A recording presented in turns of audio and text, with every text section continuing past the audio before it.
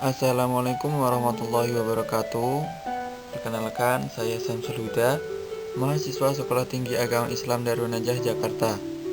Di sini saya akan membahas tentang anak saya jenius dalam mata kuliah Basul Kutub, dosen Ustadz Muhammad Irfan Kurniawan MAG dalam prodi Manajemen Pendidikan Islam.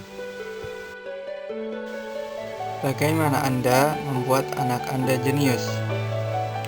Anak-anak adalah bunga kehidupan, tawa yang tergambar di bibir orang tua.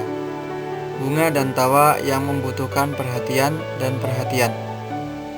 Anak-anak ibarat bunga. Masing-masing memiliki wangi dan perhatian yang sesuai. Merawat bunga pansi tidak sama dengan merawat bunga tulip. Begitu juga dengan merawat anak.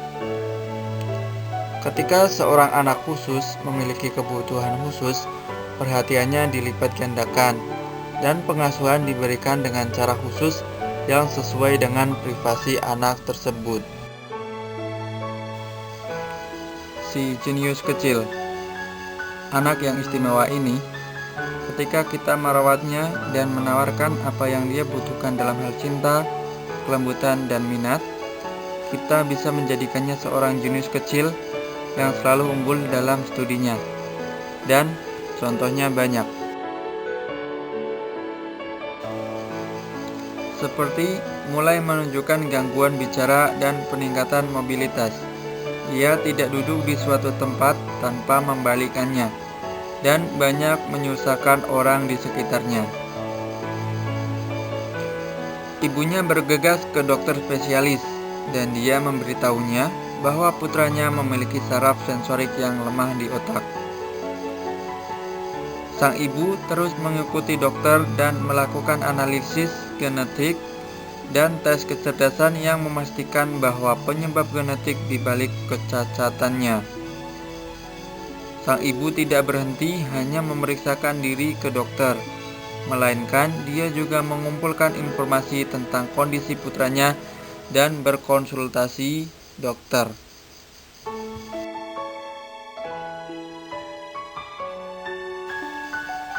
Dan dia menempatkannya ke taman kanak-kanak untuk tunarungu. Kemudian menempatkan ke pusat intervensi awal untuk perawatan orang cacat. Dan dia menindaklanjuti dengan spesialis dan spesialis di pusat tersebut, dan bekerja sama dengan mereka untuk mengajar putranya. Dia memiliki beban yang berat, tetapi tekad dan kesabarannya adalah salah satu faktor terpenting bagi keinginan putranya untuk mendapat pendidikan dan status tanpa henti, terutama karena putranya dalam keadaannya cepat bosan. Dia tidak dapat belajar selama lebih dari setengah jam. Jadi dia memiliki tiket bersamanya dengan interval dan menurut sistem tertentu. Jadi dia mengikuti kasus putranya dengan pesat, sehingga mereka akan memberinya pelatihan yang dia terima dari tangan spesialis. Dan dia akan melatihnya lagi dengan mencatat kecepatan belajarnya hingga hari ini di sekolah dasar untuk anak-anak normal, dan guru memuji prestasinya. Amani, ibu dari seorang anak penyandang autisme, mengatakan dia mendaftarkan putranya ketika dia berusia 4,5 tahun di pusat rehabilitasi penyandang cacat.